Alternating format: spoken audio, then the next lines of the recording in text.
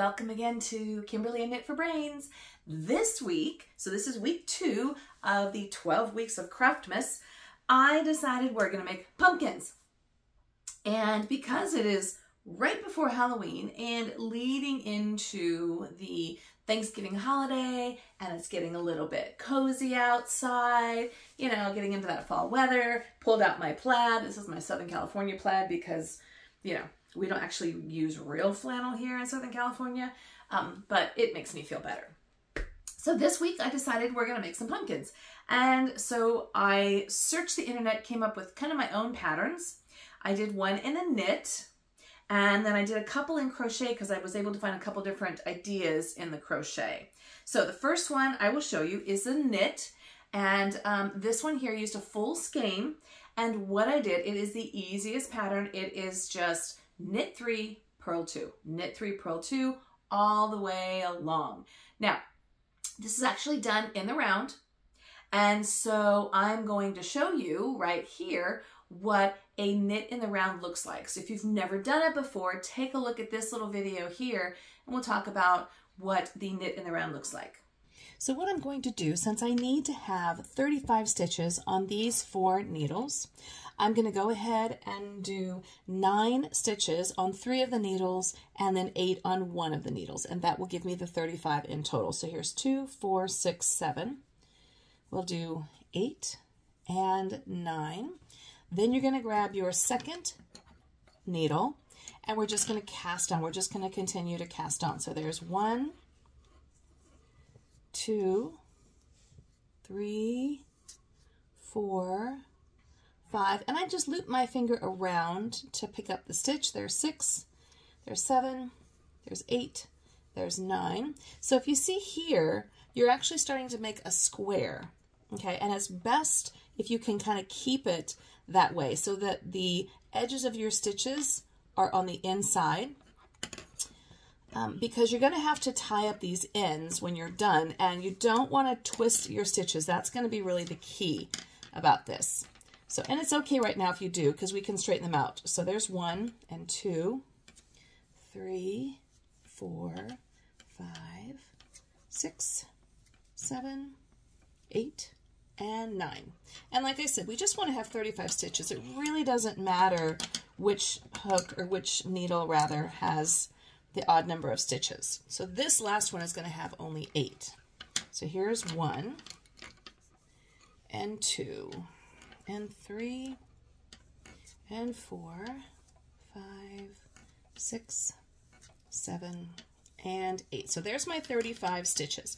Now I know that this was my first, this was my second one, this was my third, and this is my fourth. And you can see how, get that to the middle there, you can see how all of my stitches are all facing in to the side. That's going to be important. All you're going to do at this point is you just want to keep them all nice and straight so they don't twist the stitches. And then all you're going to do is just tie the end to your working yarn right here. And just kind of make it nice and easy. So it looks like that. Tie it nice and tight. So I would do a double knot here, and I'm ready to go. It's really that simple. It's going to be a little bit tricky to get started, so I will show you how the first row goes. So I'm going to start here, and I'm just going to go into this stitch here. It's a little bit tight, and it's always going to be a little bit tight your first row. I go in here, and I'm just going to knit 3. So here's 1, here's 2, and this is just your basic knit stitch. So I'm going to knit 3, and then for the pattern I'm going to purl 2. So then I bring the yarn over the front of my needle for my purl stitch, and I'm going to go into the front of the stitch for the purl. I'm going to purl 2, so there's 1, here's the second one. And like I said, it's a little awkward in the beginning, but it gets going pretty quickly. And then I'm going to move that yarn back behind the needle, and now I'm going to go into the back of the stitch. So with purl, you go into the front of the stitch that way, and with knit, you go into the back of the stitch that way. And then I'm going to knit 3. So the pattern is just knit 3, purl 2. Now, the reason why you want to have the correct number of stitches is because otherwise your pattern is going to get confused. Literally, confused pattern is bad. Now I'm going into my knit 3, so I brought my yarn behind me, and you're going to start to mix up your purls and your knits. So you're going to have a knit over there where there's a purl, and a purl where there should be a knit, and then you're going to lose that pattern.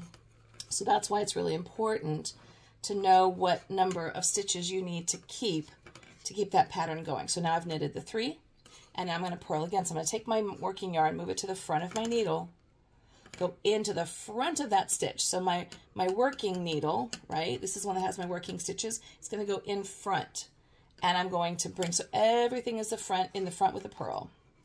And then I'm going to go into it again, into the front of the stitch, and around, and that's my purl. Now I have to do 3 more knits, which means I'm going to take my working yarn, move it to the back, and I'm going to knit 3. So here's 1, and here's 2.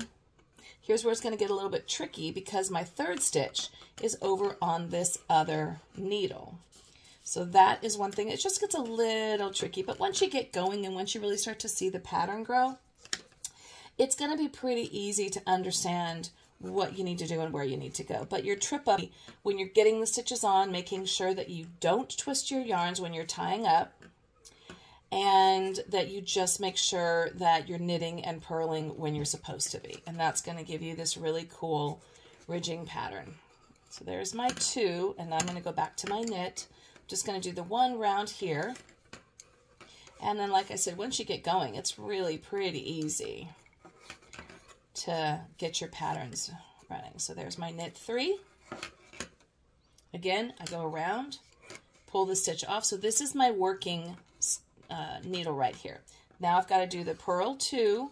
So I'm going to bring the yarn around, come into the front of the needle. So yarn comes to the front, the needle comes to the front of the stitch, yarn comes around, and then you purl. And learning to knit in the round is awesome because you can just knit and knit and knit and knit, and you get this really cool stocking knit stitch, as opposed to if you're knitting on straight needles, you have to go back and forth, knit and purl to get that same pattern. So basically you're just kind of knitting a tube, and this is how you would knit socks or you know, sweaters and things like that. So learning to knit in the round, I think, is a really, really good tool. It just kind of opens up all opportunities for you. Now, again, I know that I had done knit 3, purl 2, knit 3, purl 2. All right, so now that you got that part done, all you do is you just continue to do the pattern, which is knit 3, purl 2, until you get to the size of your pumpkin. Now again, you could have done a small pumpkin. I decided to use the whole entire skein. It was just a clearance rack. I think I paid maybe $1 or $2 for the skein of yarn. I thought, what am I ever going to do with it? A pumpkin. What a perfect idea.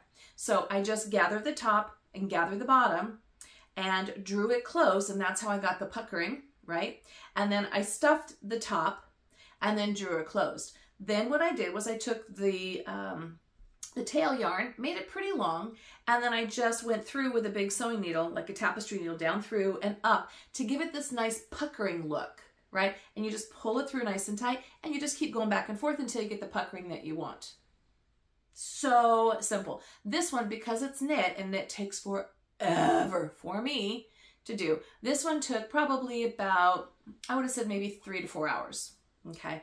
And then this, just a little cinnamon stick that I got from our kitchen.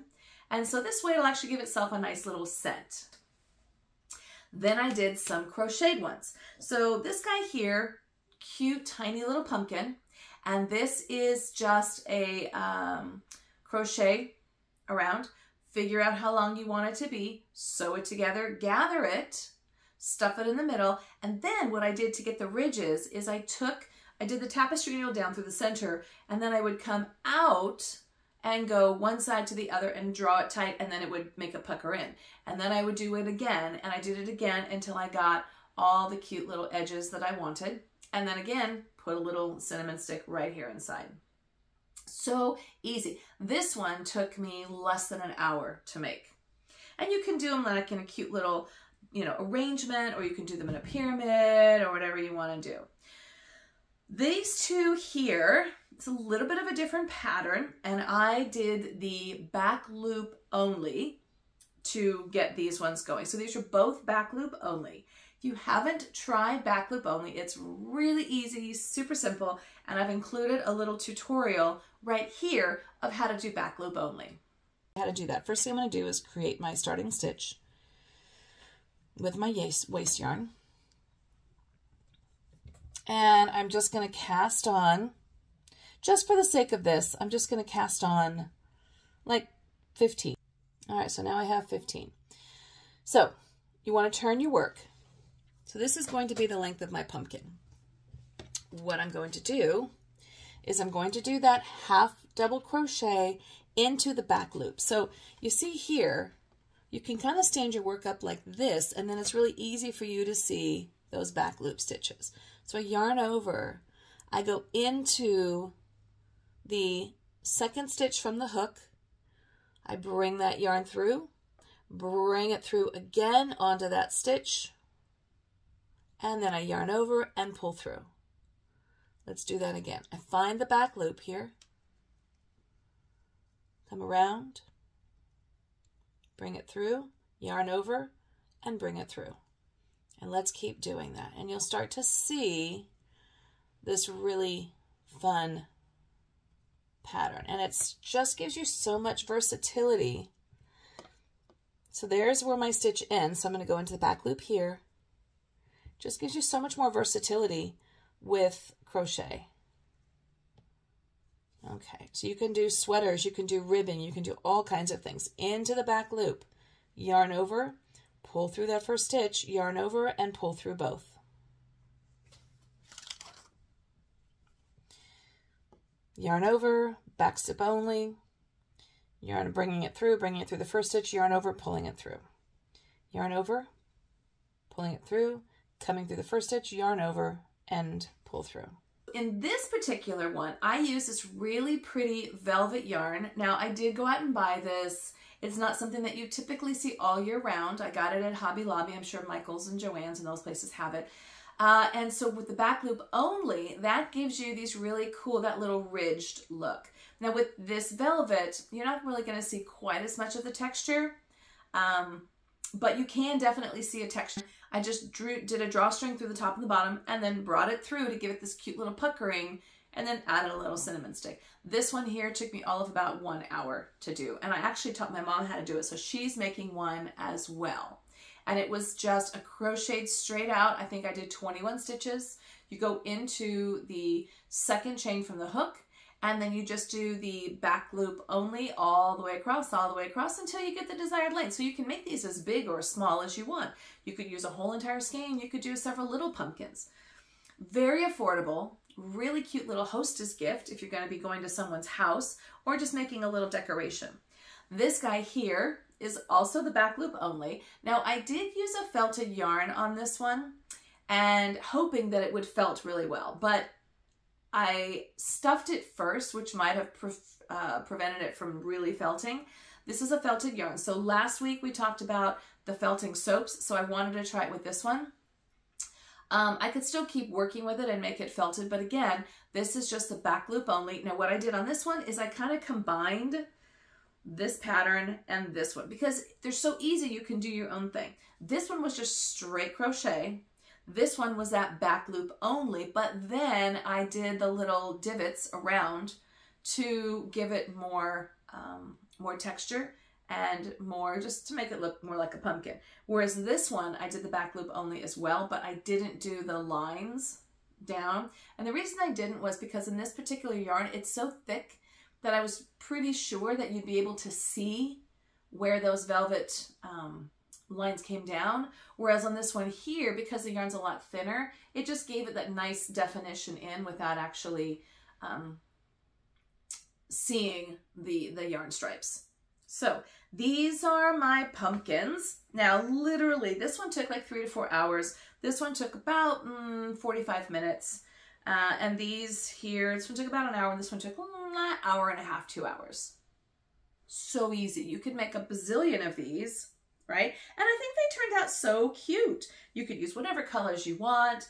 And it was funny, I went to a friend's house later in the week, and as a little gift, she was giving out these little pumpkins. I thought, oh, wow.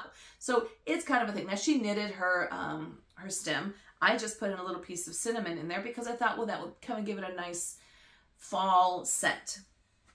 And then I went and bought these cute little real pumpkins and squashes at my local store. And so I thought I could just add them in here for a cute little decoration. So this is this week's 12 Weeks of Craftmas. And this is the I Am Thankful for You episode, making pumpkins.